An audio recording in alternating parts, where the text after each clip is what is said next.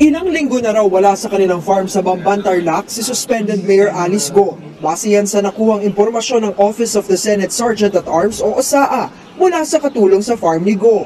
Sa sulat na ipinadala ng OSAA kay Senator Risa Ontiveros, sinabi nilang hindi alam ng helper kung nasaan ang alkalde. Bukod dyan, hindi rin daw niya kilala ang tatlong kapatid ni Go kaya hindi niya tinanggap ang sabina ng Senado. Ipinadala ang sabina para padaluhin si Mayor Go at kanyang pamilya sa pagdinig ng Senado ngayong Miyerkules. Pero mukhang hindi raw dadalo si Go sa hearing dahil traumatized pa rin daw ang alkalde. Sagot naman ni Senator Risa Ontiveros dyan, hindi lang si Go ang traumatized. Ang mga biktima ng human trafficking sa mga Pogo Hub daw ay na-trauma rin. Alam daw ni Ontiveros na mahalaga ang mental health pero hindi raw ito pwedeng gamitin ni Go para takasan ang pananagutan. Dagdag pa ng senador, posibleng ipaaresto si Go kung hindi siya sisipot sa pagdinig ng Senado sa July 10. Ang COMELEC naman, bumuo na ng fact-finding committee para imbestigahan ang mga papeles ni Go na ginamit niya sa kanyang kandidatura noong 2022 elections. Titingnan ng komite kung mayroon nga bang misrepresentation sa kanyang certificate of candidacy. Dito malalaman kung kailangan bang maghain ng election offense case laban kay Go. Inatasan na rin ang fact-finding panel na makipag-ugnayan sa komite sa Senado, NBI at SOLGEN para sa pangangalap ng ebidensya. Noong nakaraang linggo, naghain na ng petisyon ng Office of Solicitor General para kanselahin ang birth certificate ni Go. Kung makansela raw ito, mawawala raw kay Go ang pinakaimportanteng ebidensya niya sa kanyang pagkatao.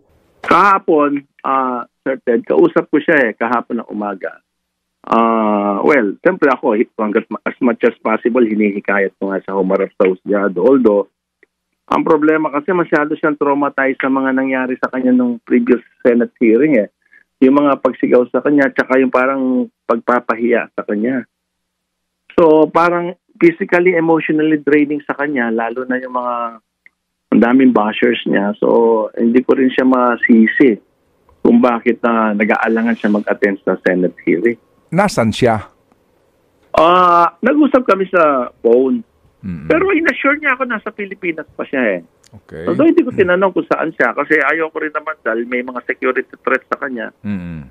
Sa dami ng bashers niya at saka yung mga tagging sa kanya. Ayaw ko namang alamin. Basta ako, naniniwala naman ako sa sinasabi niya. Nasa Pilipinas siya. Wala namang.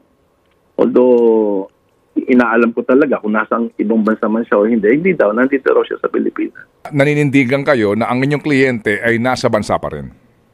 Kasi yun naman ang sinabi niya. Wala naman akong evidence to the contrary.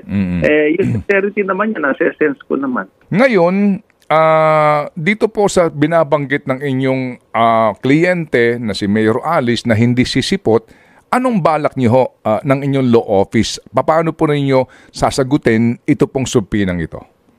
Well, una, papaliwanag namin yung physical and emotional situation, condition ng client. Kasi sobrang stress, tsaka traumatized talaga siya. Minsan, ang tao kasi iba-iba ang stress level sa kanyang situation. Hindi ko naman masabi, hindi, kaya mo yan, ganyan. Although, hindi ko siya mapilit na, kasi physical nga ang kanyang condition Opo. Meron kaming dinraft na sulat kasi today, kung talagang mag-decide siya hindi makaka-attend, papadala ko later in the day yung sulat. Pero kung a-attend naman siya, no need.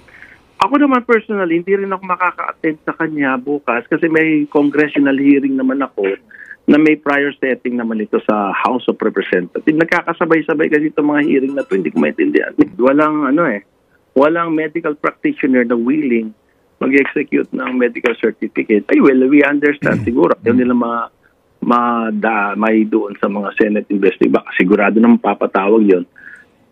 Pero not only that we will be writing the Senate, the Honorable Senate, but we are also contemplating on filing a certiorari na rin siguro sa Supreme Court para once and for all, ma-settle yung propriety ng pag-appear niya sa Senate. Alam naman natin na nag-appear na siya ng ilang oras dyan sa Senate. Ilang araw na rin yan So ano pa ba as a resource person, ano pa ba ang kailangan sa kanya? Kasi sa ngayon kasi, ang dami ng breach of privacy rights ang nakomit laban sa kanyang person. At saka, alam mo, ang ating constitution is mas mataas sa Senate at mas mataas kahit sino. So, Under the Constitution, meron tayong guarantee of against right against self-incrimination. So, kung tatawagin mo siya sa Senate, pipilitin mo siya mag-testify against herself, considering na may mga cases pending sa ombudsman, sa DOJ. Tapos sabi pa nila, meron sa Kappa Starlock, sa Starlock, sa cancellation ng ng kanyang birth certificate. At may kinocontemplate pa silang COMELEC, etc. Maliwanag naman na ang karapatan niya against self-incrimination is affected. Yung pinipilit niyang i-reveal yung source ng isang media practitioner, guaranteed yun ng batas eh. Di ba? Ayaw nilang sabihin, ayaw nilang i-reveal yun kasi protected by law. Hindi niya sinabi. Dalawa yata yun eh, yung report o media na yun. Ngayon, anong ginawa? Di ba alam naman natin, kinulong nila yun. So, alam naman natin yung nangyayari kung hindi nila marespeto yung right against self-incrimination. Pero dapat, maging aware din ng mga honorable senators na pwede sila makasuhan pag pinilit nila yung tao na mag-violate ng constitutional right ng isang akusado. Ayaw natin umabot na sa gano'n. Sige po. Magkakaroon tayo ng constitutional crisis. 50-50 kasi tapos na yung aming petition, although yung aming annexes kasi thousands kasi ina-attach ko yung lahat ng Senate proceeding. Makikita doon na lahat naman ng gusto nila malaman nasabi na ni Mayor Ali. So ano pa ba ang itatanong nila? Citizenship niya, identity theft, kung ano-ano. Lahat ito, certain, covered ng right against self-incrimination. Okay. Hindi namin inaamin without admitting anything. But this is an issue already pending in court.